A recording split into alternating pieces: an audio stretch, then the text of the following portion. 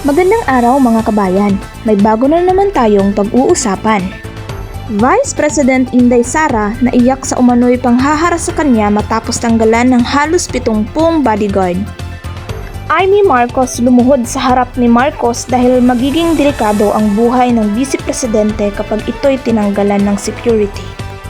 Matapos kumpiskahin ng halos 75 pulis na security detail ni Vice Presidente Inday Sara Duterte, nananawagan si Amy Marcos sa kanyang kapatid na ibalik na ang mga ito para sa proteksyon ng Vice Presidente. Ngunit hayagang kinontra ng PNP ang request na ito ni Amy at inihayag na walang nangyayaring political harassment kundi hindi mo na deserve ni Inday Sara na bigyan ng proteksyon dahil sa pagtaksil sa UNITEAM, particular na kay BBM. Narito ang pahayag ng Vice Presidente. Huwag kayong mag-alala sa akin at hindi ninyo kailangan mag-ambag ng pera para sa security ko. Ang pagtatrabaho sa pamahalaan ay pag-alay ng buhay para sa bayan. Alam nating lahat na bahagi ito ng serbisyo. Isa lang ang hiling ko sa inyo, ang kaligtasan ng aking pamilya. Huwag ninyong payagan ang anumang karahasan sa aking ina, asawa at 4 na anak, personal man o sa internet. Vice President Sara Duterte. Republic of the Philippines Office of the Vice President. Pasasalamat.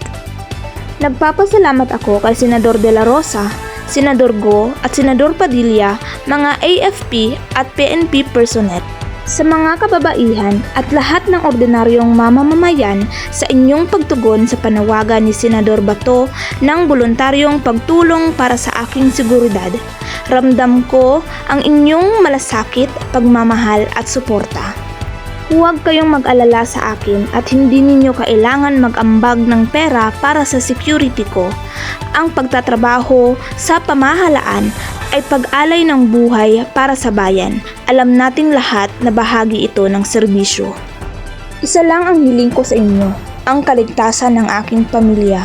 Huwag ninyong payagan ang anumang karahasan sa aking ina, asawa at 4 na anak, personal man o sa internet. At kung sakali man, huwag ninyong palampasin ang sinumang gagawa ng kapahamakan laban sa kanila. Daghang salamat. Pahayag ni Vice President Inday Sara Duterte.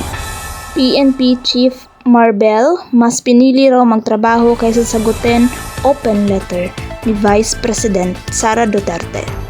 Kaysa sagutin ang open letter ni Vice President Sara Duterte, mas pinili na lamang daw ng Philippine National Police PNP Chief Romel Marbel na magtrabaho at tutukan ang pangangailangan ng mga pulis.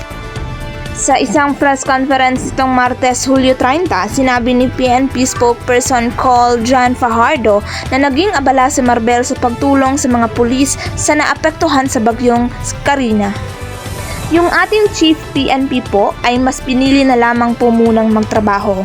In fact, over the weekend ay kasama ko po mismo yung ating Chief PNP. Nag-ikot po tayo doon sa mga PNP personnel natin na naapektuhan ng bagyo. Aniya. Yun po yung pinagkabisihan po ng ating Chief PNP over the weekend.